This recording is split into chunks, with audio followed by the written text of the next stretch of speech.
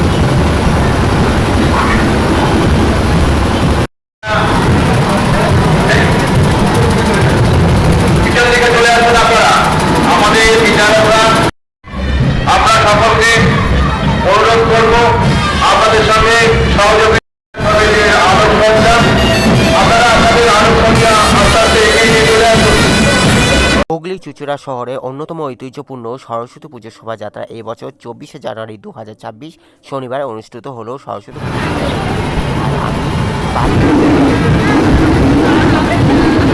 চেষ্টা করি।